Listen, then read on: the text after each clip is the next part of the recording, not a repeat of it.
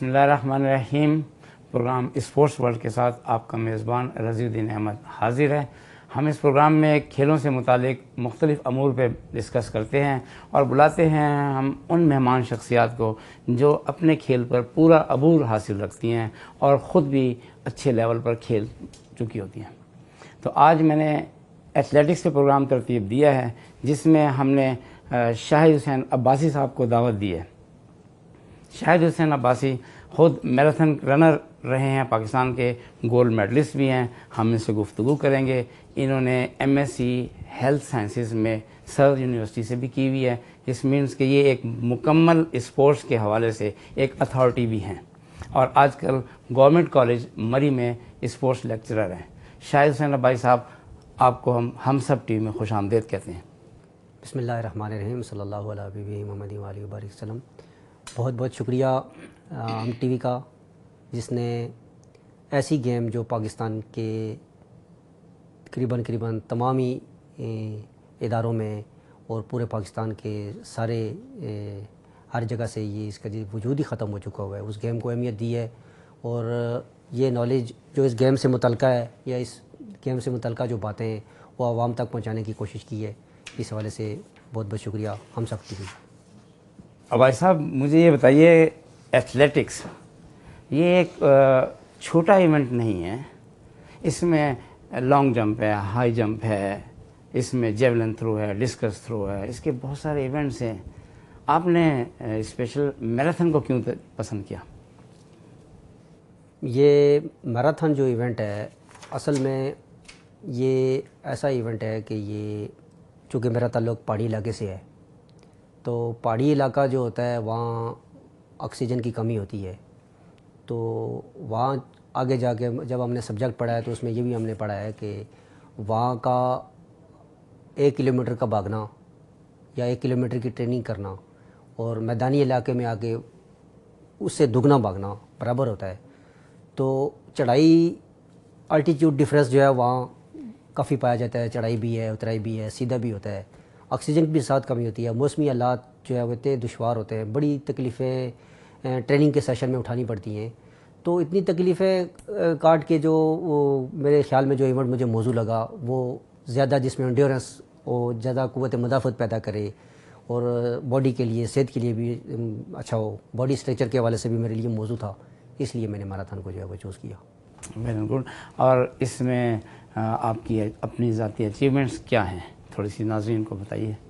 अल्हम्दुलिल्लाह मैंने इसका आगाज़ जो है वो मैराथन तक पहुंचते हुए मुझे थोड़ा टाइम ऐसे लगा कि हमारे इदारों में जो इवेंट होता है, कॉलेजेस में, स्कूलों में तो खैर एथलेटिक्स का वजूद ही नहीं है। कॉलेजेस में जो इवेंट होता है वो क्रॉस कंट्री के नाम से होता है। क्रॉस कंट्री इवेंट होता है जो वर्ल्ड लेवल पे सीनियर्स जो प्लेयर्स करते हैं वो 12 किलोमीटर का इवेंट होता है। तो क्रॉस कंट्री में 3 स्टेजेस होती हैं, जो चीज़ें उन में पाई जाएं वो क्रॉस कंट्री कहलाती है। मिसाल उसमें कच्चा इलाका भी आता है, उसमें पक्का रोड भी आता है और देहात का खूबसूरत एरिया भी आता है, उसमें मट्टी वाला एरिया भी आता है, पानी भी। यानी मैराथन रनिंग जो है ना वो एक मिक्सचर है, एक सिंपल ट्रैक नहीं है। इसमें मुख्तलिफ ट्रैक्स जो आपने बयान किए हैं वो चीज़ें शामिल हैं। ये मैं क्रॉस कंट्री का आपसे तारुफ करवा रहा हूँ जो तालीमी इदारों में हमें इवेंट मिलता है।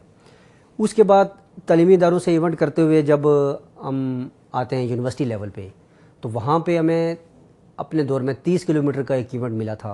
मुझे याद है अभी तक कि वो 30 किलोमीटर का जब हमने इवेंट किया तो वो इवेंट ऐसा था कि शुरू के 5 किलोमीटर हम सीधा भाग के गए, फिर 10 किलोमीटर हमने चढ़ाई में मुसलसल भागा, फिर थोड़ा सा 5-6 किलोमीटर हम फिर सीधा भागे और फिर आखिरी जो किलोमीटर्स थे वो मुकम्मल हम जो है वो उतराई में भागे और फिर आखिरी सिर्फ 1 किलोमीटर हमें स्टेट का मिला जिसमें हमने आगे जाके फिनिश की। तो ये इवेंट ऐसा था कि इसने मुझे मैराथन में आने तक बहुत आसानी दी।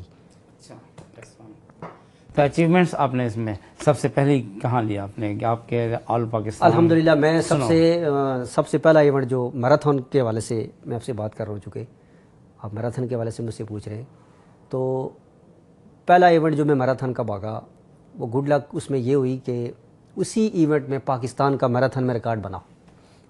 1997 में मैं अपनी लाइफ की पहली मैराथन भागा था। یہ جناح اسٹیڈیم سے اس کا سٹارٹ ہوا تھا اسلام آباد. جی. تو ہم یہاں سے نکلے تھے باہر اپنا یہ راول ڈیم چوک سے نکلتے ہوئے لتراڑ روڈ پہ گئے تھے ہم. نیلور فیکٹری سے ہم نے واپس ٹرن لے کے واپس ہوئے تھے ہم جناح اسٹیڈیم میں ہم نے دوبارہ آ کے فنش کی تھی. تو یہ اس میں وارث مسیح نے اس میں آپ سب سے پہلے فرسٹ اس میں آئے, گولڈ میڈل آپ نے اس میں لیا. اس میں میراتھن میں کمپلیشن کے والے سے, چونکہ میری پہلی میراتھن تھی, میں فرسٹ ایئر کا اسٹوڈنٹ تھا, نیا میراتھن میں آیا تھا, تو اس میں میں نے میراتھن کمپلیٹ کی تھی. اچھا, اس میں آپ نے گولڈ میڈل لیا؟ اس میں نہیں, یہ تو میراتھن میں نے کمپلیٹ کی, گولڈ میڈل کمپلیٹ لی تھی. اس میں میراتھن میں میرے لیے اعزاز کی بات یہ ہے کہ اس میراتھن کا ریکارڈ بنا تھا, پاکستان کا قومی ریکارڈ بنا تھا. وہ جس کی اناؤنسمنٹ ہوئی تھی وہ یہ ہوئی تھی کہ 22 سال کا پرانا ریکارڈ بنا ہوا وارث مسیح نے توڑا ہے. نیوی وارث مسیح پاکستان کے, پاکستان نیوی سے ان کا تعلق تھا, انہوں نے. تو میری یہ پہلی میراتھن تھی, میرا یہاں سے سٹارٹ ہوا ہے 1997. جی. پھر اس کے بعد میں ٹریک ایونٹ پہ آ گیا. ٹریک ایونٹ بھی بڑے دلچسپ ایونٹس ہیں, چونکہ ان میں بھی لانگ ڈسٹینس ایونٹ ہیں. 3000 میٹر آپ بھاگیں وہ بھی لانگ ڈسٹینس ایونٹ ہے, 5000 میٹر آپ بھاگیں وہ بھی لانگ ڈسٹینس ایونٹ ہے, 10,000 میٹر آپ بھاگیں وہ بھی لانگ ڈسٹینس ہے. پھر ساتھ میں مجھے یونیورسٹی سے بھاگتے ہوئے 3 سال کا وہ دورانیہ تھا, اس میں 30 کلومیٹر کا مجھے وہ کمپٹیشن وہ مل رہا تھا. تو ساتھ میراتھن میں آنے کے لیے ان ایونٹس نے مجھے بڑا سپورٹ کیا. پھر 2001 کی میراتھن میں بھاگا, نیشنل گیمز ہوئی لاہور میں, اس میں میراتھن میں بھاگا. کامیابیاں کہاں سے شروع ہوئیں؟ تو کامیابیاں کا جو سلسلہ ہے وہ جو شروع ہوا الحمدللہ وہ 2003 سے شروع ہوا. 2004 کی میراتھن میں کوئٹہ کی نیشنل گیمز میراتھن میں میری پوزیشن آئی, میری باہر کے لیے سلیکشن ہوئی کینیا جانے کے لیے. 4 کے پہلے اناؤنس ہوئے تھے کہ پہلے 4 لڑکے جو ہیں وہ پاکستان کو ریپرزینٹ کریں گے اور باہر ملک جائیں گے پاکستان کو ریپرزینٹ کرنے. تو الحمدللہ پہلی دفعہ میری قومی ٹیم میں سلیکشن ہوئی. پھر کالج کے دور میں 10,000 میٹر دوڑ بھاگا تھا, مجھے یاد ہے 10,000 میٹر ایونٹ میں بھاگا تھا. اس وقت میری پاکستان کے لیے سلیکشن ہوئی تھی نیشنل جونیئر میں, جناح اسٹیڈیم میں وہ ٹرائل ہوئے تھے. تو 10,000 میٹر میں نے تیسری پوزیشن حاصل کی تھی. ماشاءاللہ. تو آپ گئے بھی تھائی لینڈ جانے کے لیے میری سلیکشن ہوئی تھی. آپ وہ پاکستان کے کیمپ میں آیا, وہاں کوئی ٹریننگ کے میتھڈز ایسے تھے کہ چونکہ میں بغیر کوچ کی ٹریننگ کر رہا تھا, وہاں کوچز کی جب ٹریننگ کی تو میں انفٹ ہو گیا. اچھا, ان سب کے باوجود آپ نے 99 کے اندر آل پاکستان یونیورسٹی چیمپئن شپ جیتی ہوئی ہے. جی جی الحمدللہ, ریکارڈ بھی اس میں بنایا ہے. اور اس میں آپ نے ریکارڈ بھی بنایا ہے. اور پھر آپ نے یہی چیمپئن شپ جو ہے نا وہ 1999 میں جیتی. پھر 2000 میں یہ آپ 3rd پوزیشن پر بھی آ گئے. ڈکلائن کا کوئی ریزن ہے؟ جی اس میں یہ تھا کہ ایک تو یہ کہ ارن ٹو ماؤتھ جو ہوتا ہے وہ اپنے پروفیشنلی اس کو گیم کو نیشنل لیول پہ کرتے ہوئے آنا اور خود سے کر کے گھر سے آنا, اپنا گھر جو ہے وہ اس گیم کو سپورٹ نہیں کر پاتا تھا. گھر سے اتنے جو ہے وہ وسائل ہمیں مہیا نہیں ہوتے تھے, جتنی کیلریز ہم ایگزاسٹ کرتے تھے جو ٹریننگ میں ہم لگاتے تھے اتنی ریکور نہیں ہوتی تھی. تو چونکہ ٹریننگ کا معیار روز بروز بڑھتا جا رہا تھا اور اس کا مجھے علم نہیں تھا کہ میں ویک ہوتا جا رہا ہوں, تو ٹریننگ بڑھتی جا رہی تھی, میری ویکنس آتی جا رہی تھی مجھ میں. اچھا, سسٹم نہیں چل رہا. اچھا, ایک اور چیز بھی بیچ میں شامل ہے آپ کے ریکارڈ میں, یہ ہے کہ آپ نے سنو ریس مری میں 2012 میں بھی 1st پوزیشن حاصل کی ہے. یہ سنو ریس اور اس میں کیا کوئی ڈفرینس ہے یا کوئی ایسا ہے اس میں؟ سنو ریس چونکہ پہاڑی علاقے کا ایونٹ ہے اور سنو جیسے آپ جانتے ہیں خالی برف میں ہوتی ہے, برف میں ہوتی ہے. جب برف پڑ چکی ہو, اور اس کے بھی یہی کراس کنٹری والا روٹ ہوتا ہے سیم, کہ شروع میں آپ آتے ہیں برف سے اس کا سٹارٹ لیتے ہیں, روڈ بالکل کلیئر ہوتا ہے. پھر آتے ہیں آپ ایک ٹریک ایسا آتا ہے جو بالکل جنگل میں برف سے ڈھکا ہوتا ہے, وہ آپ نے راستہ خود بنانا ہوتا ہے اس میں. اچھا, تو وہ اس میں وہ بڑی دلچسپ ریس ہے. برف سے آپ جنگل سے گزرتے ہوئے آ رہے ہیں, پاؤں پھنس بھی جاتا ہوگا آپ کا. بڑی دلچسپ, وہاں بڑے مسائل ہوتے ہیں. تو اس کے لیے ظاہر ہے اس برف میں پھر ٹریننگ بھی اس طرح کی کرنی ہوتی ہوگی. تو وہ اس طرح کرتے پھر 3 اسٹیجوں میں یہ ریس ہوتی ہے. لیکن اس کا فاصلہ جو ہم نے رکھا تھا 12 کلومیٹر تھا اس کا فاصلہ. تو یہ ریس پھر میں نے مری میں, چونکہ میرا ہوم اسٹیشن تھا, تو یہ ریس میں نے جیتی تھی.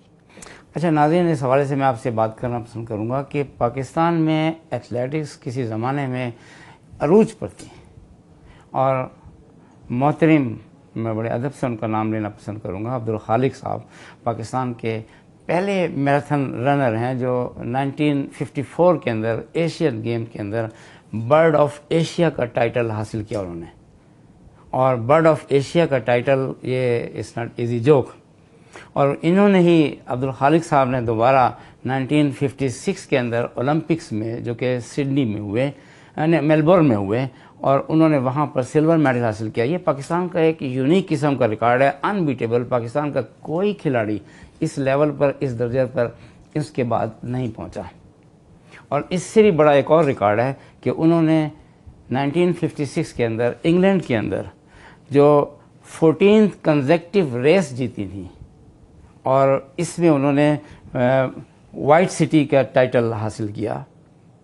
اور یہ ریکارڈ وہ ہے جو پاکستان کا نام گلوبل ولیج کے اوپر دنیا میں مطلب ایسا مشہور ہو چکے ہیں نام.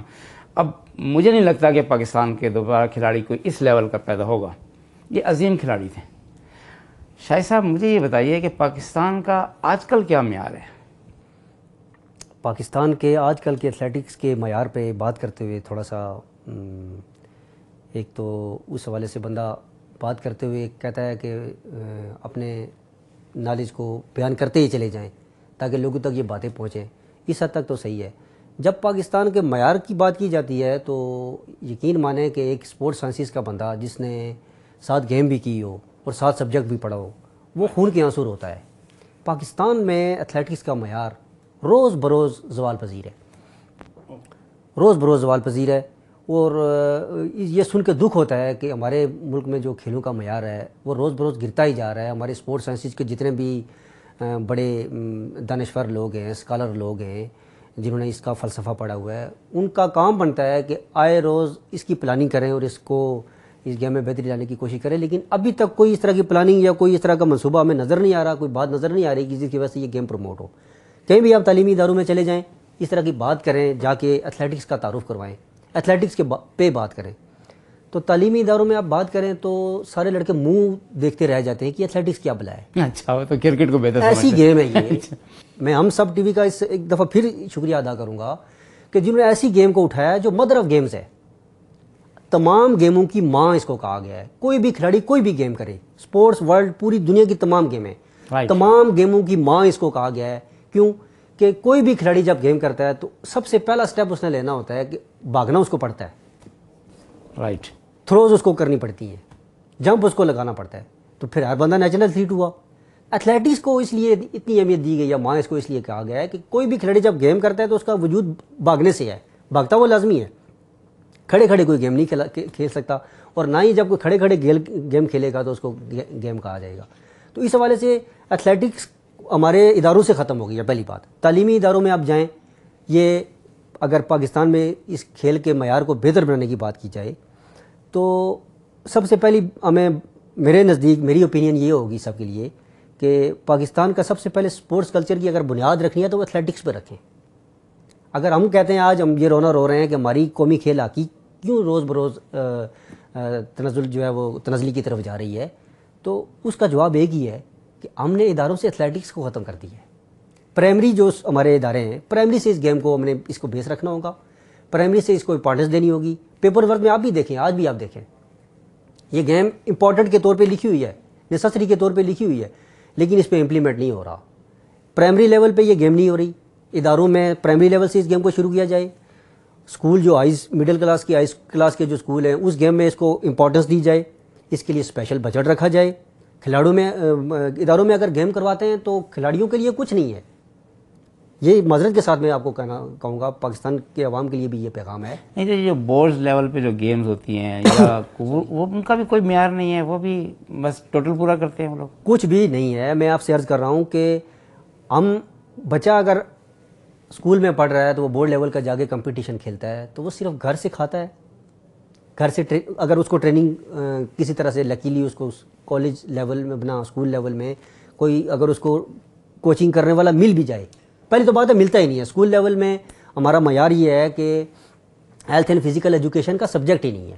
ہونا تو یہ چاہیے کہ اسکول لیول پہ بھی اس کا وجود قائم کیا جائے. جو پی ٹی آئی اس پہ تعینات ہیں اسکولوں کے اندر یا کالجز کے اندر, ان کا کیا کردار ہے, وہ کیا کرتے رہتے ہیں؟ معذرت کے ساتھ عرض کروں گا کہ پی ٹی آئی حضرات جو ہیں وہ آرمی سے یا ڈیفنس فورسز سے وہ ریٹائرڈ لوگ ہوتے ہیں.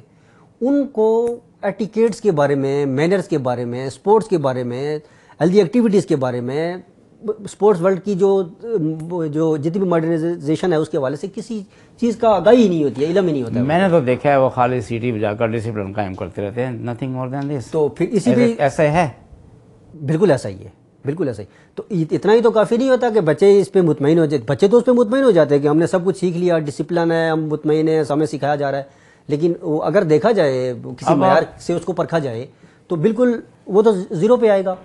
اب آپ کیا سمجھتے ہیں کہ کس ایج گروپ کے اوپر سلیکشن کی جائے اور کیا سلیکشن کی جائے اور کس طریقے سے اس معیار کو اوپر لے کے آئے؟ کیا آپ کی تجاویز کیا ہے اس بارے میں؟ المیہ یہ ہے ہمارے یہاں کہ کوئی بھی آپ بات کریں آپ کو نقص ہی نقص نظر آئیں گے، خاص طور پہ سپورٹس میں. پاکستان میں سپورٹس کا کلچر ہی نہیں ہے. پاکستان میں ساری کی ساری یوتھ جو ہے وہ برائیوں کا شکار ہو رہی ہے. میکانکی ہو گئے ہیں ہمارے نوجوانان نے. پاکستان مشینی نوجوان آج کل کلوائیں گے. سپورٹس کے بارے میں ان کو پتہ ہی نہیں، اداروں سے سپورٹس کو اس کی روح کو ہی نکال دیا گیا ہے. ہاں، وہ لوگ اس وقت جو ہے وہ ٹاپ کلاس نمبر حاصل کرنے کے لیے پیچھے لگے ہوئے ہیں. تو ہر شخص آپ کو آرام طلبی کرتے ہوئے نظر آئے گا، آرام کرتا ہوا نظر آئے گا، گیم سے محنت سے، ہارڈ ورک سے جی چراتا ہوا نظر آئے گا. موبائل اور کمپیوٹر نے بھی اسٹرکچر خراب کر دیا ہے. بالکل خراب کر دی ہے.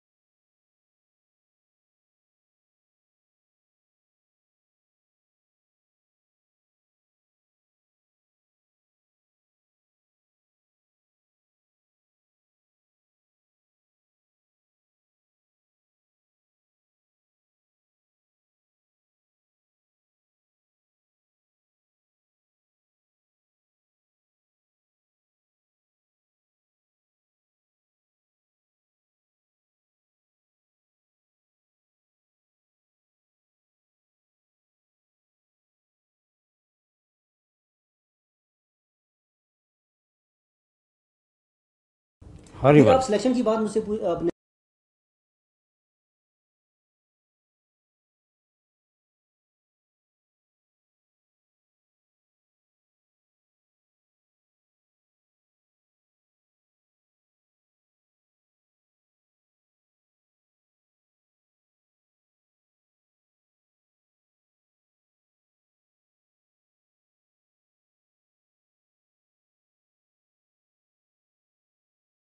پروموٹ کرنے کی. اچھا، ایک سوال درمیان میں آ گیا. وہ میں نے جو نوٹ کیا ہے وہ نوٹ یہ کیا ہے کہ ہمارا جو تعلیمی نظام ہے اس کے اندر کھیلنے کا سسٹم ہی نہیں ہے. کیوں؟ اس لیے کہ بچے جو اسکول کا پیریڈ ہے، آپ تو خود ٹیچر رہے ہیں، آپ تو اسپورٹس کو کالج کے اندر ہینڈل کر رہے ہیں، بچوں کو تربیت کا مناسب ٹائم ہی نہیں ہے. ایک بریک ٹائم ہوتا ہے، بریک ٹائم یا اسپورٹس کا ایک پیریڈ ہوتا ہے. اسپورٹس کے پیریڈ کے اندر میرے خیال میں کوئی اسپیسیفک اسپورٹس سے توجہ نہیں دی جا سکتی. اس کے بعد فوری طور پہ ہمارے ہاں ایگزامینیشن آ جاتے ہیں، اس کے بعد ہمارے ہاں گرمیوں کی چھٹیاں آ جاتی ہیں، اس کے بعد ہمارے ہاں نئے تعلیمی سیشن شروع ہو جاتا ہے اور پرانے تعلیمی سیشن کے اسپورٹس فوری طور پہ ختم کرنے کے لیے کہ جی یہ بورڈ کے سالانہ ٹورنامنٹس ہو رہے ہیں. ایک آدھ مہینہ شاید اکتوبر کا مہینہ ہے جی. اس سارے پیریڈ کے اندر میرے خیال میں ہم بنیاد رکھ ہی نہیں سکتے ہیں. کیا خیال ہے آپ کا؟ ایم آئی رائٹ؟ آپ صحیح فرما رہے ہیں. سب سے پہلے اگر ہم اس کی درستگی کی بات کریں تو ویسے ہوگا کہ تعلیمی اداروں میں سب سے پہلے ہمیں یہ سبجیکٹ لانا ہوگا. پھر اس کے بعد تعلیمی اداروں میں جو ریکوائرڈ ہمیں فیسیلیٹیز درکار ہیں، اگر ہم نے پاکستان کے اپنے پلیئروں کو اولمپک تک لے کے جانا ہے تو پھر ہمیں تعلیمی اداروں میں وہ ریکوائرڈ فیسیلیٹیز جو ایتھلیٹکس سے، ہم چونکہ ایتھلیٹکس کو ڈیفینڈ کرتے ہیں، ایتھلیٹکس کو مدر آف گیمز کہتے ہیں، اس پہ بات کرتے ہیں، تو اداروں کو ایتھلیٹکس دینی ہوگی. بچوں کو ایتھلیٹکس کے بارے میں بتانا ہوگا، بچوں کو ایتھلیٹکس کے ایونٹ باقاعدگی سے کروانے ہوں گے. پھر حکومت وقت کی ذمہ داری ہوتی ہے کہ چونکہ بچے بالکل ہی نئے نئے بچے ہوتے ہیں، وہ گیم کی طرف آئے ہوتے ہیں، تو ان کے لیے ایسے اسپورٹس بجٹ میں ایسا فنڈ رکھا جائے جو بچوں کی وہ گھر پہ بوجھ نہ بنے، ان کو لیے باقاعدہ اسکالرشپ کا انتظام ہو، اچھے کھلاڑی وہاں سے نکلیں. آپ نے سلیکشن کا جو سوال کیا وہ ادھورا رہ جائے گا، میں اس کا جواب دینے آ رہا ہوں. تو پھر سلیکشن کا ہمارا معیار یہ ہوگا کہ جب اسکولوں میں سے پرائمری سے تک ہم بچوں کو جب سلیکٹ کریں گے تو وہ بچے نئے نئے بچے ہوتے ہیں، جیسے ہم ورلڈ کو اگر کمپیٹ کریں تو کمپیریزن میں کرنا ہوگا، وہ بچے جب ہم سلیکشن کے لیے لے کے آتے ہیں تو ایک نرسری ہماری پل رہی ہوتی ہے، اس نرسری کے لیے ہم نے سپورٹس بجٹ سے ان کی ہم نے وہ پرورش کر رہے ہوتے ہیں، ان کے لیے ان کی تربیت کے انتظام ہم کر رہے ہوتے ہیں، ان کے لیے نیوٹریشن کے پروگرامز ہم مرتب دے رہے ہوتے ہیں، ایک نرسری ہماری پل رہی ہوتی ہے۔ اگر ہم ورلڈ لیول کو کمپیٹ کر رہے ہیں تو اداروں میں یہ اگر چل پڑے، ہیلتھ اینڈ فزیکل ایجوکیشن کا سبجیکٹ چل پڑے، اداروں میں اس طرح کی تربیتی نظام چل پڑے، ایتھلیٹکس سے ریکوائرڈ جتنی بھی فیسلٹیز ہیں، اب ایتھلیٹکس سے ریکوائرڈ فیسلٹیز سامعین سننا چاہتے ہوں گے کہ کیا ہوتی ہیں۔ ایتھلیٹکس کا جو اسٹینڈرڈ ٹریک ہے 400 میٹر کا، آپ تو اداروں کی بات کرتے ہیں، ہم پاکستان میں اسپورٹس کی پروموشن کے لیے بیٹھے ہیں، پاکستان میں گنے چنے 3-4 ٹارٹن ٹریک ایتھلیٹکس کے لگے ہوئے ہیں۔ ہم پاکستان کی ایتھلیٹکس کو کہاں دیکھتے ہیں؟ دنیا میں اگر کہا جائے کہ پاکستان کی ایتھلیٹکس کا اس وقت آخری نمبر ہے تو کوئی غلط نہیں ہوگا۔ یہ ناظرین، یہ تو بہت عجیب سی بات سامنے آئی کہ پاکستان میں ٹارٹن ٹریک جو ہے نا وہ موجود ہی نہیں ہے سوائے 1-2 کے، بلکہ میری معلومات کے مطابق تو پاکستان اسپورٹس بورڈ کا جو ٹارٹن ٹریک ہے وہ 1985 کے اندر یہاں پر جناح اسٹیڈیم اسلام آباد میں فکس کیا گیا، جو کہ اس وقت وہ آؤٹ آف ڈیٹ ہو چکا ہے۔ ایسا ہی ہے، ایکسپائر ہو چکا ہے۔ میں اب اس حوالے سے تھوڑی سی معلومات آپ سے شیئر کرنا چاہوں گا کہ پاکستان میں ٹارٹن ٹریک کتنے ہیں۔ پاکستان میں ٹارٹن ٹریک جب سپورٹس کمپلیکس بنا، ہر گیم کی فیسلٹیز دی گئیں، تو صرف فیسلٹیز دینا ہی کافی نہیں تھا، عوام کو ان گیموں کے بارے میں شعور دینا، عوام کو ان گیموں کے بارے میں باقاعدہ لانا، ان کو اگر وہ آتے ہیں تو پھر ان کو سپورٹ کرنا، ان کو باقاعدہ حکومت وقت سے باقاعدہ ایڈ ملے، اس ٹیلنٹ کو باقاعدہ اس کی تربیت ہو، تو پھر جا کے یہ چیزیں کسی مد میں آتی ہیں کہ ہمیں فیسلٹیز دی ہیں، اب عوام ان کی طرف آ رہی ہے، پیچھے ادارے ہیں بیٹھے ہوئے ان کو سپورٹ کرنے والے۔ ایک پلیئر اگر اچھی پریکٹس کر رہا ہے، اچھی ٹریننگ کر رہا ہے، اچھا لگ رہا ہے کہ وہ اچھا پلیئر ہے، تو ہمارے یہاں تو ایسا سسٹم ہی نہیں ہے کہ کسی پلیئر کو دیکھیں کہ یہ ٹریننگ کر رہا ہے، یہ اچھا ہے، اس کو لے لیں۔ نہیں، اس وقت ٹارٹن ٹریک کہاں ہیں؟ وہی میں آپ کو بتانے جا رہا ہوں، شارٹ بتائیے مختصراً کہ کیا پوزیشن ہے۔ وہی بتانے جا رہا ہوں کہ ٹارٹن ٹریک پاکستان کے جناح اسٹیڈیم اسلام آباد میں وہ تو ایکسپائر ہو چکا ہے، 1985 کا بنا، پریکٹس کے لیے باہر لگا ہوا ہے، اور ایک جو ہے وہ آپ کے جناح اسٹیڈیم کے اندر لگا ہوا ہے۔ یہ 2 ٹریک تو ہوئے آپ کو 1985 میں ایک تحفے میں ملے ہوئے چائنا کی طرف سے۔ اس کے بعد کوچنگ سینٹر جو ہے وہ کراچی میں ٹارٹن ٹریک بچھا، اس کے بعد پھر قیوم اسٹیڈیم پشاور میں ٹارٹن ٹریک بچھا، اس کے بعد پھر پنجاب اسٹیڈیم لاہور میں ٹارٹن ٹریک بچھا، جو بہت ہی جلدی ایکسپائر ہو گیا اور ابھی تک اکھڑا ہوا ابھی تک نہیں بچھا۔ پاکستان کی 22 کروڑ آبادی میں مجھے بتائیں 3 یا 4 نظر آئے آپ کو؟ کیا 4 یا 5 ٹارٹن ٹریک کافی ہیں؟ ہمارے نزدیک اگر آپ گیم کی پروموشن چاہتے ہیں تو سب سے پہلی بات ہے کہ ہمیں جو ہیلتھ سائنسز یہ بتاتی ہے کہ جو ہل اسٹیشن ہے، الٹیٹیوڈ ٹریننگ ڈفرینس جو ہے ہل اسٹیشن کا، ہل اسٹیشن جو ہیں وہ الٹیٹیوڈ ٹریننگ ڈفرینس ماہرین آپ کو بتائیں گے سپورٹس کے، اگر یہ ہماری اس کی کانفرنس بیٹھے یا ہمیں اس میں بلایا جائے یا ہم سے بات کی جائے تو ہل اسٹیشن جو ہیں دنیا میں جس بھی ملک کی سپورٹس پروموٹ ہوئی ہے یا اوپر جا رہی ہے، یہ بات بڑی مزے کی ہے سب کے لیے، ہم سب کے لیے، کہ وہاں کے ہل اسٹیشن جو ہیں وہ سپورٹس کے لیے موزوں ہیں، آئیڈیل سمجھے جاتے ہیں۔ آپ برطانیہ کے دیکھیں، سارے ہل اسٹیشن سپورٹس کے لیے آئیڈیل ہیں، وہ ان کو پلیز کے لیے پورا سال استعمال کرتے ہیں۔ پھر آپ امریکہ میں جائیں، یونائٹڈ اسٹیٹس میں جائیں، وہاں کے ہل اسٹیشن سارے سپورٹس کے لیے موزوں، اور وہاں کھلاڑیوں کے لیے سونا اس علاقے کو کہا جاتا ہے۔ ہمارے یہاں دھکیانوسی کی آپ انتہا دیکھیں کہ جو سمجھداری کی بات کرتا ہے وہ اس کی بات تک ہی محدود رہتی ہے، کہ ہمارے یہاں ہل اسٹیشن سارے کے سارے جو ہے وہ سپورٹس کی فیسلٹی تو دور کی بات ہے، ویران پڑے ہوئے ہیں۔ سپورٹس کی اہمیت کے بارے میں آپ کا مطلب یہ ہے ہل اسٹیشن ہمارے یہاں مری میں سمجھا جاتا ہے، اور مری اور شمالی علاقے، آپ کے شمالی علاقے گلگت بلتستان وغیرہ ہیں، تو مری میں ابھی کوئی ایتھلیٹکس کی فیسلٹیز نہیں کسی ہے، قسم کی فیسلٹیز آپ کو خاص طور پہ پاکستان کے پہاڑی علاقوں میں ہل اسٹیشنز میں جتنے بھی ہل اسٹیشن جو کہ ٹریننگ کے اندر ایک خاص ڈفرینس پیدا کرتے ہیں، انڈیورنس ٹریننگ کے اندر بالکل کرتے ہیں، سب سے اہم ہے، اور اس طرف کوئی توجہ بالکل کرتے نہیں ہے، بالکل کرتے ہیں۔ اگر آپ اپنے پاکستان کے معیار کو ورلڈ کے ساتھ کمپیئر کریں تو وہ میں آپ کو تھوڑا سا ٹیلی آپ کو کمپیئر کر کے بتاؤں گا کہ وہ ایسا ہے کہ پاکستان میں پلیئرز کو ٹریننگ کروائی جاتی ہے بغیر کسی میتھڈ کے، بغیر کسی میتھڈ کے ٹریننگ کروائی جاتی ہے، بغیر کسی میتھڈ کے ٹریننگ کروائی جاتی ہے۔ اگر میتھڈ کے مطابق ٹریننگ کروائی جائے تو ہمارے ہلز اسٹیشن جو ہیں، ہمارے سپورٹس ماہرین ان کو بتائیں، سپورٹس کلچر والوں کو بتائیں،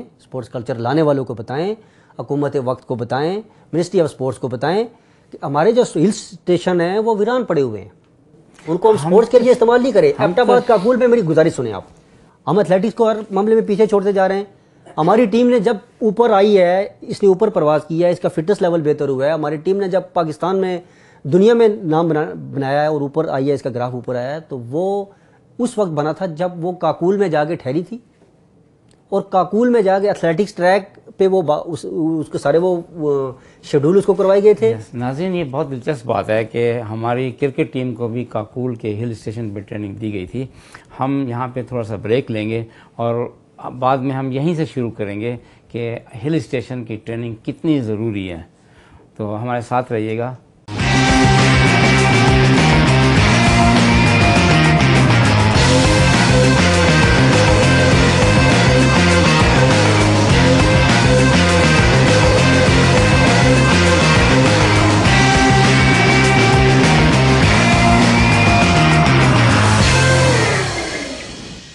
ویلکم بیک ناظرین، ہم ہل اسٹیشن کی ٹریننگ کے بارے میں شاہد حسین صاحب سے گفتگو کر رہے تھے۔ میں شاہد صاحب یہ پوچھنا چاہتا ہوں، ہل اسٹیشن کی ٹریننگ یا ہلی ایریا کی ٹریننگ کیا ڈفرینس پیدا کرتی ہے ایتھلیٹ کی ٹریننگ کے اندر؟ ایک تو بات ہے کہ ہل اسٹیشن کی جو ٹریننگ ہے وہ پہلی تو بات ہے کہ جہاں پاکستان کے جتنے بھی ہیں، دنیا کے جو بھی ہل اسٹیشن ہیں وہ کلواتے ہی اسی لیے ہل اسٹیشن ہے کہ وہ پہاڑی علاقے ہوتے ہیں۔ اب لوگ انڈیورنس اس میں ہائی لیول پہ جانے پہ، جی یہ پہلی بات ہے کہ وہاں آکسیجن کی کمی ہوتی ہے، اچھا، پھر وہاں ماحول بہت زیادہ صاف ہوتا ہے، اچھا، آکسیجن کلین ہوتی ہے، آکسیجن کلین ہوتی ہے، کم ہوتی ہے لیکن کلین پھر الٹیٹیوڈ ڈفرینس جو ہے وہ بڑا اس میں میٹر کرتا ہے، چڑھائی ہے، اترائی ہے، پھر سیدھا ہے، مسلز کے اوپر بڑا افیکٹ کرتے ہیں، مسلز کے اوپر اسٹرانگ انڈیورنس خاص طور پہ آپ کی جو بنتی ہے نا وہ ہل اسٹیشن پہ جا کے بنتی ہے۔ پھر آپ کی جو لنگز کیپیسٹی ہے، آپ کے پھیپھڑے کی جو scientifically the most important thing, آپ کے جو پھیپھڑے ہیں، ہمارے ہاں اگر جو ایتھلیٹ ہیں کسی لیول پہ جا کے کمپیٹ نہیں کر پاتے ہیں تو اس کی وجہ یہی ہے کہ جو ہماری جو لنگز کیپیسٹی ہے وہ آکسیجن جذب کرنے کی جو جتنی صلاحیت رکھتی ہے وہ اتنی ہی ہوتی ہے۔ ہم نے اگر اس صلاحیت میں اضافہ کرنا ہے تو ہل اسٹیشن پہ جا کے ہمیں ایتھلیٹوں کو رکھنا ہوگا، وہاں ہل اسٹیشن میں آئیڈیل جو ایتھلیٹکس کو سہولیات ریکوائرڈ ہیں وہ دینی ہوں گی۔ ہل اسٹیشن میں ایتھلیٹ جب اس ماحول میں رہ کے ٹریننگ کریں گے، کھائیں گے اور وہاں ٹریننگ کریں گے، وہاں رہیں گے، اس ماحول کو انجوائے کریں گے، تو ان کی کارکردگی میں آٹومیٹیکلی بہت فرق آئے گا، بہت فرق آئے گا۔ اچھا، ایک حیران کن بات ہے، ہل اسٹیشن سے باقی ایک حیران کن بات ہے کہ میں نے جتنے بھی ورلڈ میں میراتھن رنرز یا ایتھلیٹس وغیرہ دیکھے ہیں، اس میں دا موسٹ ایڈوانس کنٹری امریکہ ہے، لیکن امریکہ کو ہمیشہ جمیکا، کینیا، ایتھوپیا ایتھلیٹکس میں ان لوگوں نے گولڈ میڈل لے کر امریکہ کو پریشان کیا ہوا ہے۔ یہ کیا تضاد ہے، یہ کیا سسٹم ہے؟ یہ بھی سائنٹیفکلی ایک بات ہے، یہ خدا تعالیٰ کی طرف سے بھی ایک صلاحیت والی بات ہے کہ اللہ تعالیٰ نے کسی کو جب عنایت کیا ہے یا جب کسی کو دے دیا ہے صلاحیتیں، تو وہ کیسا دے دیا ہے کہ آپ دیکھیں گے کہ نیگروز ہیں، یہ خاص طور پہ نیگروز کا ایریا ہے، جو نیگروز لوگ ہیں ایتھلیٹکس کرنے والے، جیسے کینین ہیں، ایتھوپین ہیں، افریقن ہیں، یہ جتنے بھی لوگ ہیں نیگروز کمیونٹی کے جو ایتھلیٹکس کرتے ہیں نا، ان سائنس نے ریسرچ کے بعد یہ ہمیں بتایا ہے کہ ان کے جو پھیپھڑے ہوتے ہیں نا، لنگز، ان کے جو لنگز ہوتے ہیں وہ آکسیجن جذب کرنے کی کیپیسٹی عام بندے سے زیادہ رکھتے ہوتے ہیں، مطلب دگنی بھی آپ کہہ سکتے ہیں، یعنی خاص ٹیکنیکل پوائنٹ ہے یہ۔ جی ٹیکنیکل پوائنٹ ہے۔ تو جب ان کے پھیپھڑے اتنی زیادہ آکسیجن جذب کرتے ہیں، عام بندہ انتہا کی محنت کرنے کے بعد بھی ان کے مقابلے تک جتنے عام نارمل حالات میں وہ ہوتے ہیں اس تک نہیں پہنچ سکتا ہے، نارمل حالات تک بھی نہیں پہنچ سکتا ہے، تو پھر وہ خدا داد ہوئے نا جی۔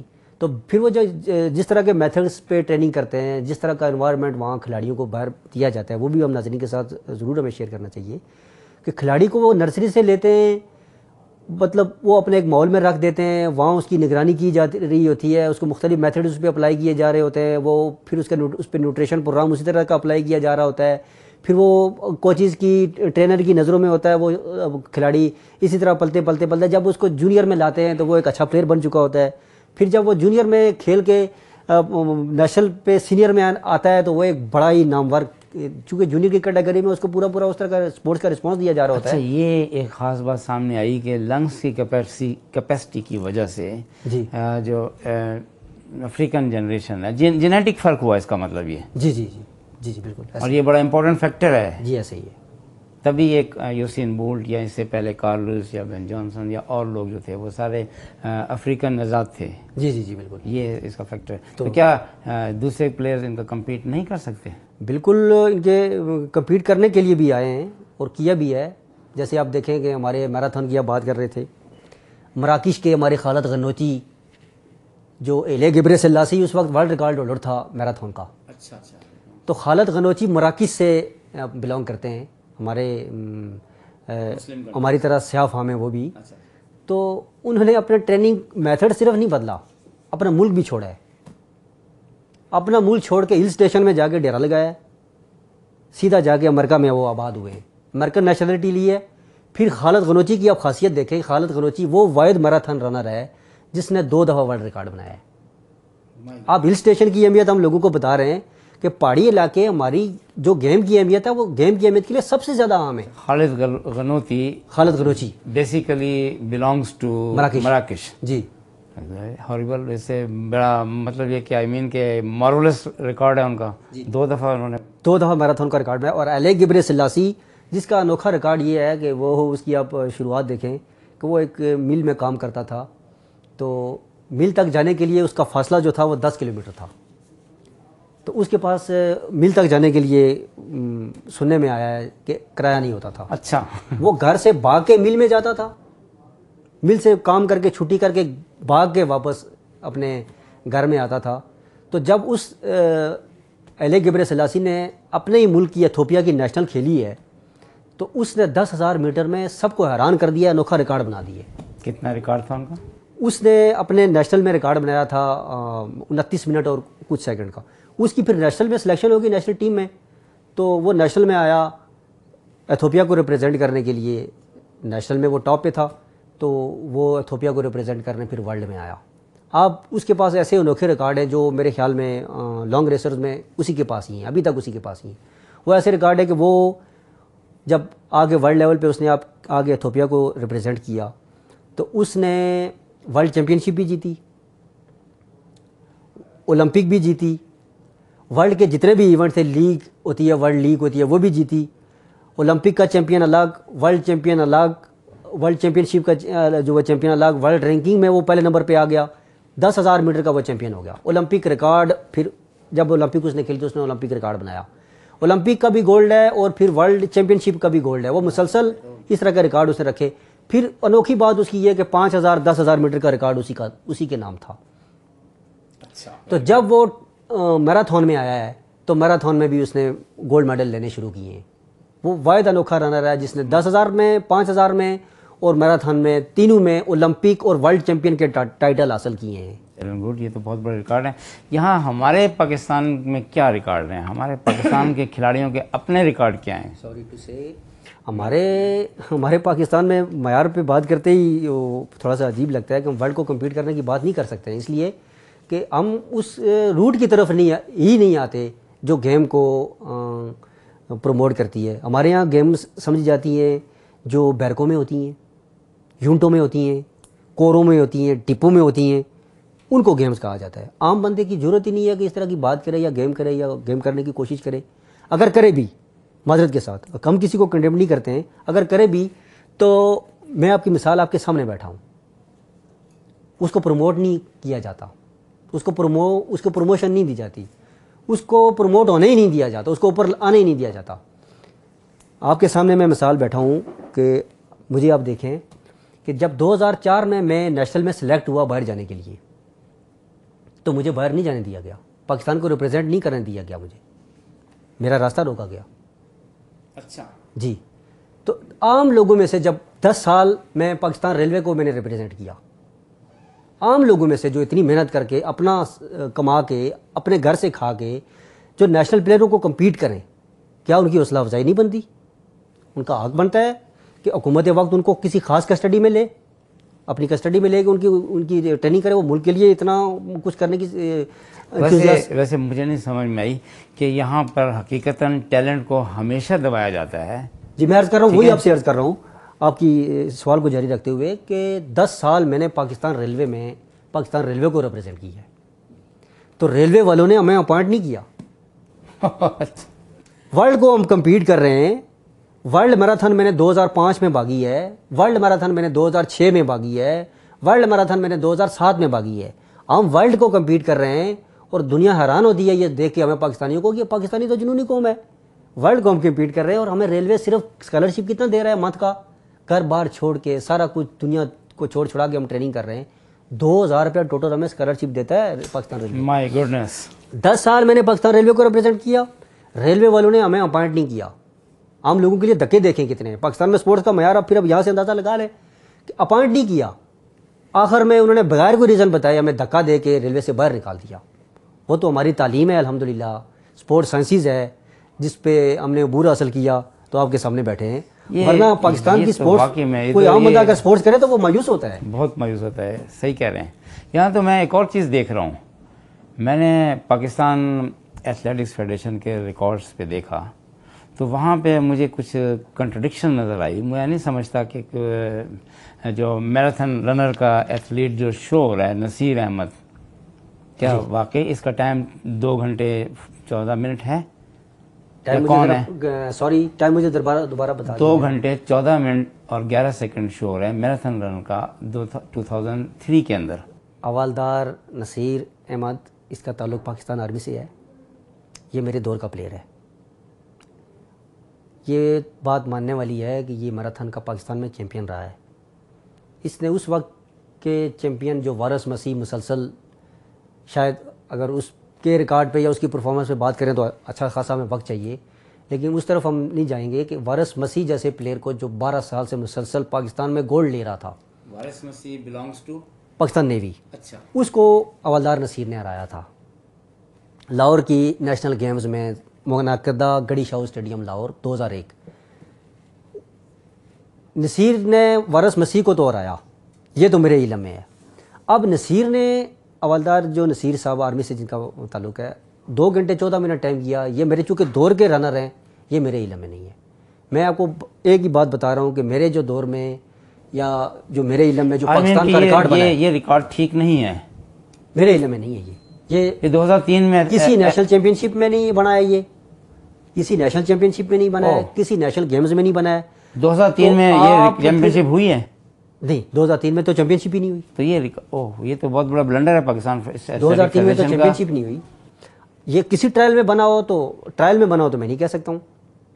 ٹرائل میں بنا ہو تو پھر آپ اسپورٹس کی روح سے جا کے دیکھ لیں کہ اگر ٹرائل میں ریکارڈ بنا ہو تو اس میں نیشنل ریکارڈ کنسیڈر کیا جاتا ہے. ہمارے اس ملک میں ناظرین ڈسکرمنسی کا یہ عالم ہے کہ وارث مسیح پاکستان نیوی سے تعلق رکھتے ہیں اور وہ ایک ریکارڈ ہولڈر ہیں اور ان کا ٹائم بھی 2 گھنٹے 22 منٹ ہے، لیکن اس کا ٹائم انہوں نے بغیر چیمپئن شپ ہوئے 2003 کے اندر 2 گھنٹے 14 منٹ شو کر کے آن ریکارڈ اپنے ایتھلیٹک فیڈریشن نے اپنے پیج پر دیا ہوا ہے.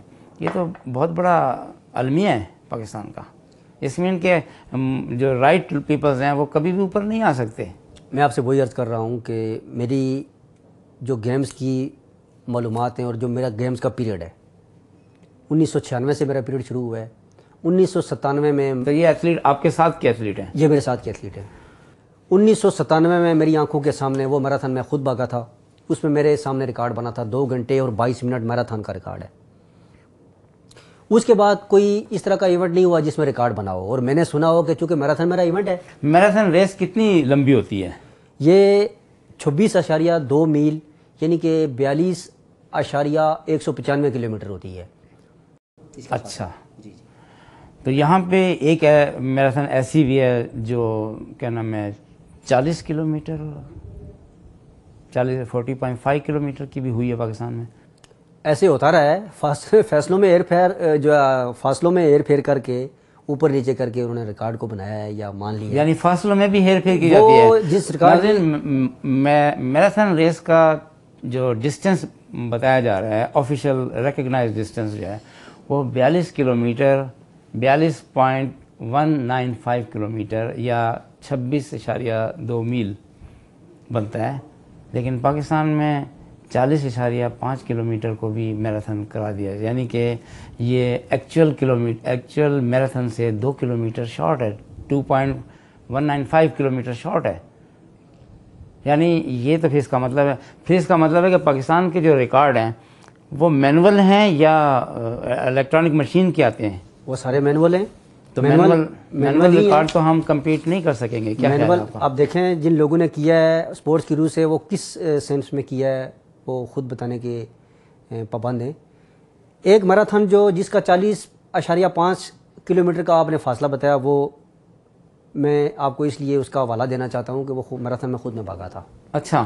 وہ سیف گیم کے ٹرائل کی میراتھن تھی. ہم 2 ریلوے سے پلیئر تھے میرے ساتھی، جو پاکستان ریلوے کو شروع سے ہم نے آخر تک ریپرزینٹ کیا. نیاز احمد فاروقی ان کا نام. وہ اور میں اکٹھے بھاگے تھے. تو میں نے 16 کلومیٹر لگائی تھی، اور وہ آرمی والے اور پاکستان کے سارے پلیئر جانتے ہیں کہ جتنے بھی سپر فٹ پلیئر تھے وہ اتنی تیز 16 کلومیٹر میں نے لگوائی تھی کہ سپر فٹ سارے جو ہے وہ بیٹھ گئے تھے. تو پہلی 16 کلومیٹر کرنے کے بعد میں نے چونکہ اپنے پلیئر کے لیے ہماری کوارڈینیشن ایسی تھی کہ نیاز بھائی اور میں اکٹھے بھاگے تھے، تو میں نے وہ ریس آدھے میں سے چھوڑ دی تھی. تو جو میں گاڑی میں بیٹھا ہوا تھا آفیشلز کے ساتھ. اچھا. اس کا میں گواہ اس لیے ہوں. تو جب میراتھن کا ٹرائل اینڈ ہوا، ٹرائل کی بات کر رہا ہوں، کمپٹیشن جو ہو رہا ہے وہ ٹرائل میں ہو رہا ہے. تو جناح اسٹیڈیم کے جب گیٹ پہ آگے گاڑی رکی ہے تو ڈرائیور نے فاصلہ بتایا 40.5 کلومیٹر. اندر جا کے جب فنش ہوئی ہے ریس، تو اس کے ٹائم کو جو اس نے کیا تھا کھلاڑی نے، وہ والدار نصیر نہیں تھا، نصیر وہ ٹرائل نہیں بھاگا تھا، تو اس کا نام تھا جس نے وہ ٹرائل فرسٹ کیے تھے، رحمت اس کا نام تھا، رحمت علی رکھی اس کو کہتے تھے. اس نے وہ ٹرائل فرسٹ کیے تھے. تو اس کے ٹائم کو مانا گیا تھا 2 گھنٹے اور 19 منٹ.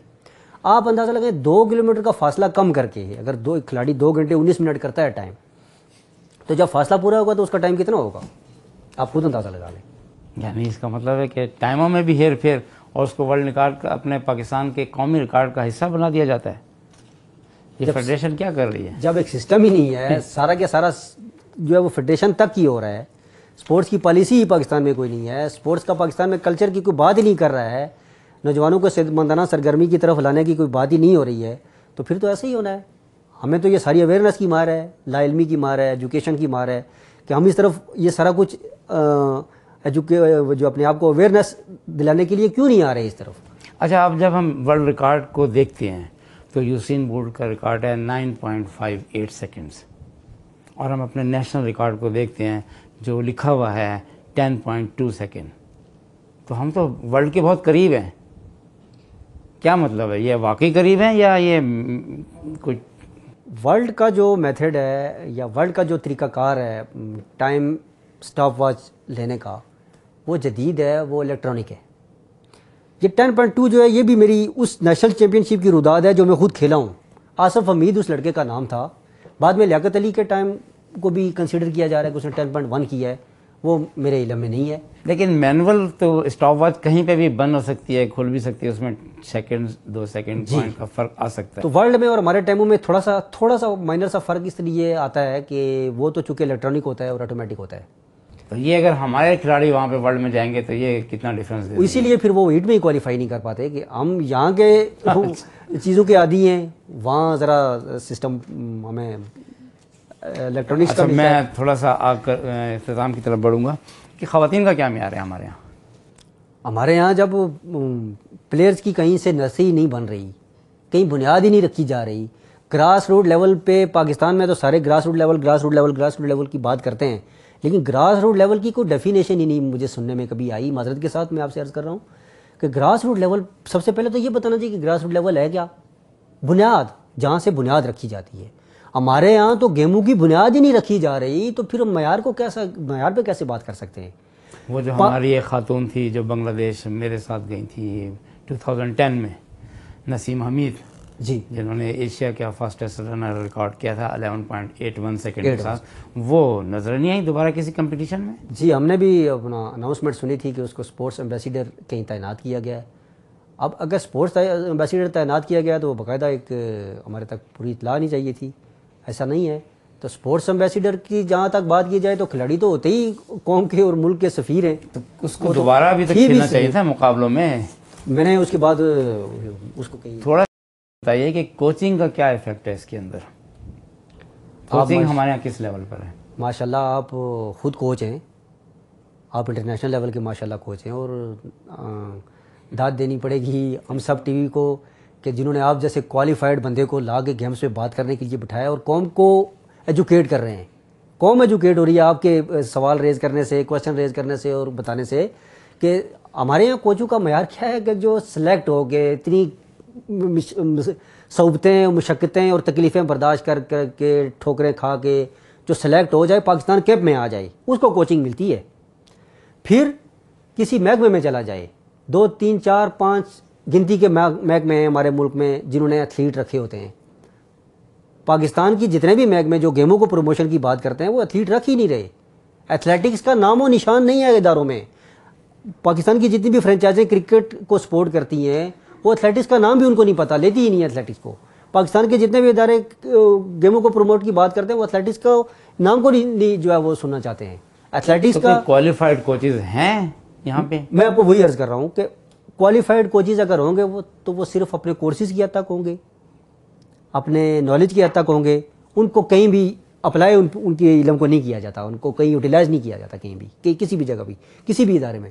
ایلیٹ کلاس میں ہو رہا ہو، بڑے اداروں میں ہو رہا ہو تو پتہ نہیں وہ کہاں جاتے ہوں گے لوگ، ہمارے علم میں نہیں ہے. غریب غربا کے جو تعلیمی ادارے وہاں نہیں ہے. بغیر کوالیفائڈ کوچز کے ہم انٹرنیشنل کمپٹیشن کی مطلب ان میں حصہ لینے کے لیے تیار ہیں بغیر کوچز کے؟ جی بالکل. ہم پھر ورلڈ کا کمپیٹ کرنے بیٹھتے ہیں. عقائد یہ ہیں، جی بالکل عقائد تو یہ ہیں ہمارے کہ ہم سپورٹس کے جو کوالیفائڈ کوچز ہیں ان سے کام ہی نہیں لیتے. ملک میں سپورٹس کا سٹرکچر ہی نہیں ہے، سپورٹس کی کوئی پالیسی ہی نہیں ہے. اس پہ عمل درآمد کی جب بات کی جائے تو کوئی عمل درآمد کی طرف آتا ہی نہیں ہے.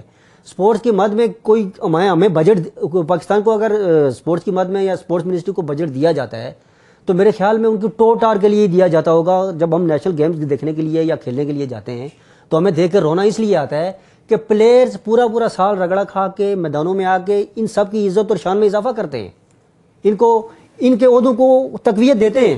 پلیئروں کو ٹگا نہیں ملتا ہے، پلیئروں کو. بہت ہی حیران کن معلومات شاہد حسین عباسی صاحب نے فراہم کی ہیں. اور ناظرین یہ ایک بہت بڑا المیہ ہے کہ ہم لوگ انٹرنیشنل لیول پہ کھیلنے کے لیے جا رہے ہیں اور ہمارے پاس بنیادی اسٹرکچر ہی نہیں ہے.